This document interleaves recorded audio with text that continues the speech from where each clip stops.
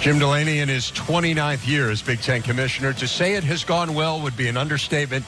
You see some of the accomplishments here, including adding several teams to the league, the launching of BTN, which is near and dear to our hearts, the first league to use instant replay. That was back in 2004. And, of course, the Big Ten championship game, the divisions, all that created in the early part of this decade. And we are pleased to have the Commissioner, Jim Delany, with us now. Jim, as you look at all those accomplishments, what are you proudest of in your tenure?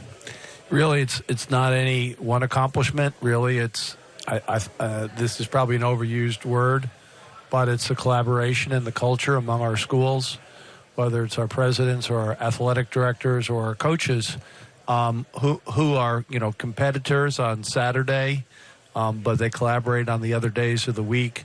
And to do some of these things requires taking a little bit of intelligent risk sometimes, stepping out, providing a little bit of leadership. And, they let us do that, and so they give us a little rope to check things out. And, expansion is an example. The Big Ten Network is a very significant example, trying out replay before, the rules really allowed for it. And so I think the Big Ten, before I ever arrived here, had a history of firsts. It's the first conference, of course.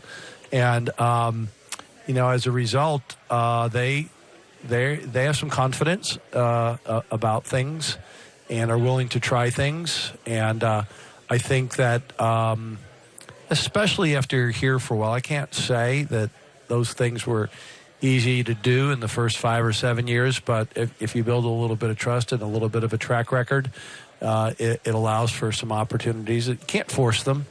These are things that needed to occur in many cases. But by bringing people together to talk about the problem, talk about solutions, getting their fingerprints on any particular project is probably the key. And then if a thing doesn't work, we've had a number of things that didn't work, have to take responsibility for it, cut your losses, make changes, move on. It's interesting to me to think back, going into media days every year, you get interviewed by a lot of people, kind of what are you expecting out of Big Ten football?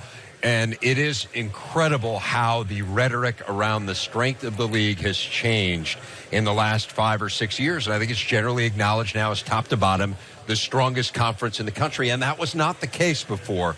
What do you think changed to get the league back to where everyone believes it should be competitively? I think there are a number of factors at play.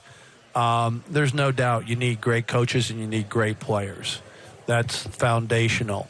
But you also need a structure that can support them. So that means you need the resources to hire coaches and provide lots of financial aid and build buildings and venues and recruit nationally. And then you have to, avoid turning on yourself when things aren't good. You got to avoid the circular firing squad because that ends up being self-defeating. So I think patience, and then I think, having common approaches. I mean, we want to have broad-based programs. We want to have equitable programs. We want our students to graduate. We understand that it's a national game, that we need to recruit nationally. We need to build our bowls nationally. We need to develop our television relationships with national platforms in mind, and then occasionally need to break out. But, I don't think there's any doubt that while our teams are, top to bottom, very strong, the leadership of our programs from top to bottom are very strong. I know people talk a lot about our coaches in the sports of basketball, but you have to talk about it in the sport of football too.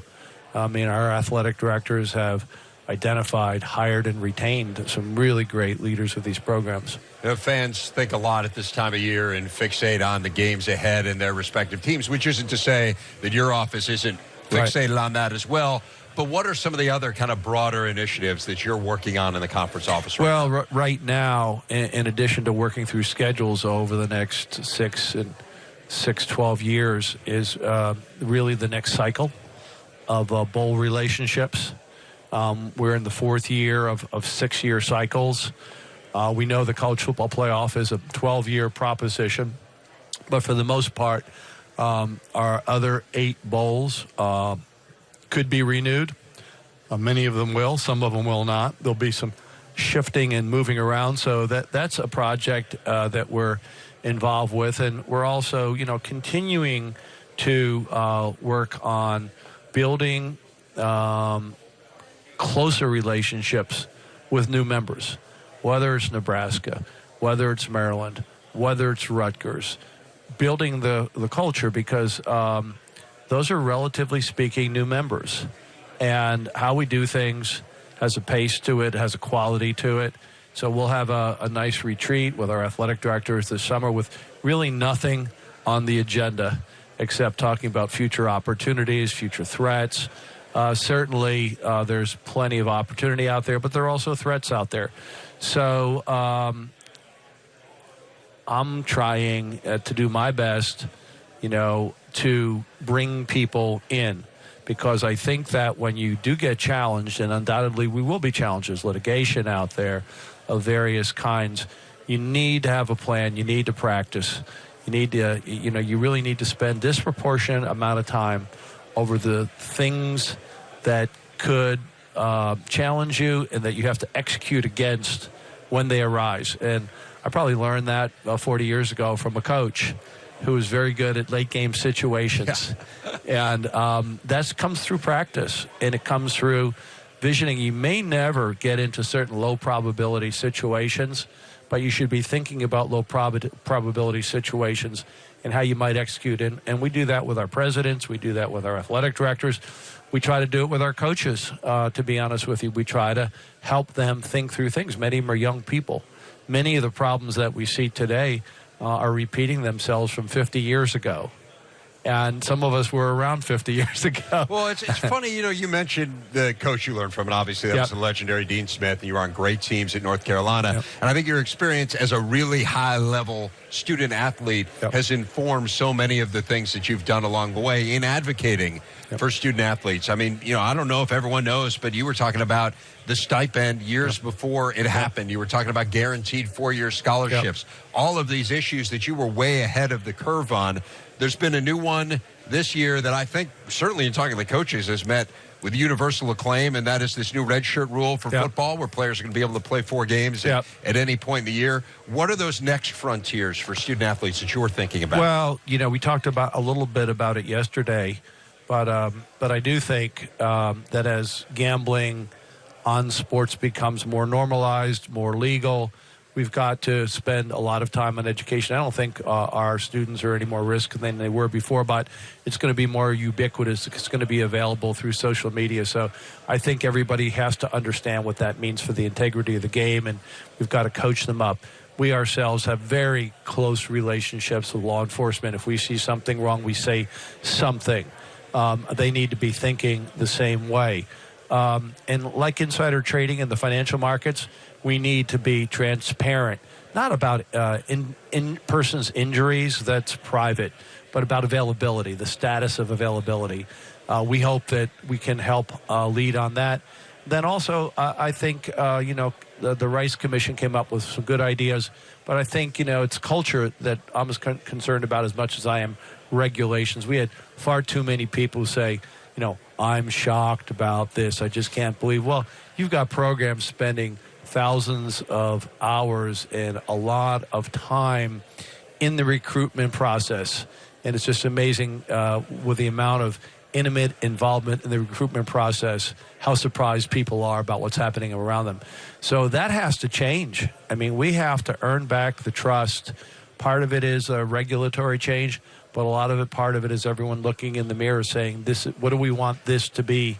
I think that players should have more choice. I think we're heading in that direction. If the NBA and the Players Association allow for choice to occur, that'll be good for young people.